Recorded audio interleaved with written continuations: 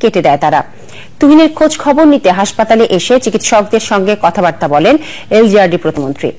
শিবির কর্মীদের দ্রুত গ্রেফতার এবং শাস্তির দাবিতে শুক্রবার দেশজুড়ে বিক্ষোভ এবং শনিবার দেশের সকল শিক্ষা প্রতিষ্ঠানে বিক্ষোভ মিছিলের কর্মসূচি দিয়েছে ছাত্রলীগ। সংঘাত এড়াতে সংসদের আসন্ন অধিবেশনে সরকারকে নির্দলীয় সরকারের বিল আনার দাবি জানিয়েছেন বিরোধী দলীয় চিফ হুইপ জয়নাল আবেদিন ফারুক। রাজধানীতে বাংলাদেশ জাতীয় মানবাধিকার পরিষদের আলোচনায় বিরোধী দলীয় চিফ হুইপ এই দাবি তুলে ধরেন। নির্দলীয় সরকার পদ্ধতি বহাল ছাড়া বর্তমান রাজনৈতিক সংকটে সমাধান নেই বলেও দাবি বিএনপি নেতাদের।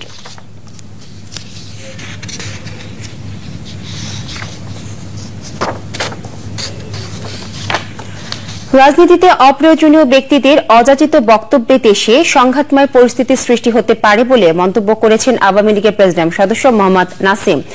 জাতীয় শোক দিবস স্মরণে আওয়ামী সাংস্কৃতিক জোটের আলোচনায় এবং দোয়া মাহফিলে তিনি বলেন, দেশের দুর্যোগে যাদের পাওয়া যায় না, রাজনৈতিক বিষয়ে তাদের হস্তক্ষেপ সন্দেহজনক। নোবেল বিজয়ী ড মোহাম্মদ ইউনূস প্রসঙ্গে তিনি বলেন, অন্তর্বর্তী সরকারি বিষয়ে গত সরকারের শেষে দেয়া তার বক্তব্যের সঙ্গে এবারের বক্তব্যের মিল নেই।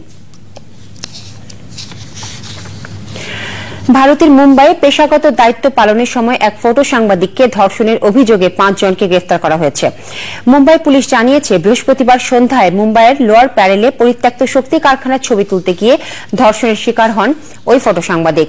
তিনি মুম্বাইয়ের একটি ম্যাগাজিনে ইন্টার্ন হিসেবে কাজ করছেন। তার সঙ্গে থাকা সহকর্মীকেও মারধর করে বেঁধে রাখা হয়। পরে তারা একটি স্থানীয় হাসপাতালে গেলে হাসপাতাল কর্তৃপক্ষ পুলিশে খবর দেয়। তাদের বর্ণনা অনুযায়ী স্কেচ তৈরি অভিযান চালায় পুলিশ।